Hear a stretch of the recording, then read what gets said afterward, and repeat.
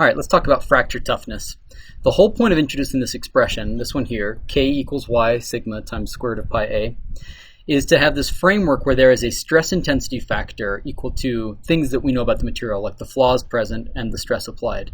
Now we can modify this expression for a very specific scenario. We're going to call it the critical stress intensity factor, right? So K sub C equals Y times the stress applied multiplied by not just pi A, but pi AC, the critical flaw size. Now we're introducing, there's a critical flaw size, which if you exceed this flaw size, you're going to get failure, right? And that's because there is a critical fracture toughness, or K1C value. Why is it called K1C instead of just K sub C?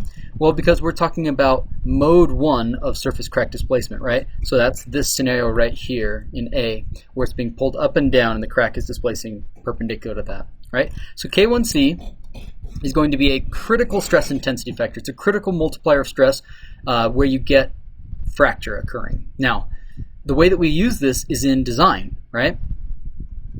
K and K1C are related in the same way that sigma and sigma y are related. Sigma is just a stress, but sigma y is a yield strength, right? It's a specific value of stress where you get failure occurring. Well, the same thing here. K is a stress intensity factor, but K1C is a critical stress intensity factor. If you go above this multiplier, then you get failure in the exact same way. Now, so therefore, if you have a small value of K1C, it's going to be a brittle material, things like ceramics. Whereas if you have a really large value, it's going to be a ductile material. Things like metals have a large K1C. Now we call K1C the fracture toughness value, okay? Fracture toughness, it decreases with strain rate, so it becomes more and more brittle if you strain it at a higher rate. So if you pull on something quickly, it's more likely to be brittle. You've probably experienced it. Take a rubber band and you pull it slowly, it will stretch a long time. Pull it fast and it might snap really easily, okay? But it increases with higher temperature and smaller grain materials. Why do you think that might be the case? Well, think about higher temperatures. If you heat something up, do they become more brittle? No, they tend to become more ductile. You're basically giving it more thermal energy for that crack to become meandering, for the material to become ductile, and that's all going to prevent the crack from propagating, and therefore you're making it tougher because the crack's having a harder time propagating, okay? When you're designing, what do we know? Well, first off, designing with these, K or K1C, that's really going to be a material choice, right? As we select the materials, they have different fracture toughness values. That's a fundamental material property, is its fracture toughness, how much it resists fracture.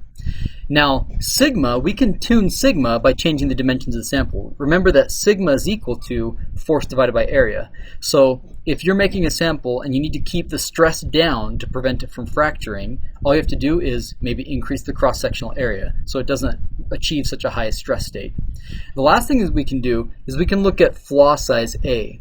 We know that as you synthesize materials, an assumption of Griffith fracture theory is that all materials have some flaws inside of them, right? So if your material has a certain number of flaws inside of them and they're inside of it, how do we find those? Well, there's things that we can do, like non-destructive testing via ultrasound or X-ray or micro-CT, right? Where you basically introduce either pressure waves and you look at how they bounce back and you can measure the size of this flaw, or you measure how light can travel through this. If not light, how X-rays can travel through it, and whether or not they are present. All of these are going to allow us to look at the flaws present in a material. What's the point of all this? The point is that we can use this. K1C, our critical stress intensity factor, or our fracture toughness, is equal to Y times sigma times pi AC. What this allows us to do is we can plug in the value of our largest flaw. Let's say we looked at it under microscopy or under X-ray CT, and we found out that the biggest flaw is a certain size, a few millimeters, an inch, whatever it is. And we know what our stress is, and we can assume a geometric size parameter. All of a sudden, we can calculate this whole right-hand side of the equation. If the right-hand side of the equation exceeds the left-hand side, our fracture toughness, then we get failure. If it's less than the left-hand side, we don't get failure. We'll do an example in the next video.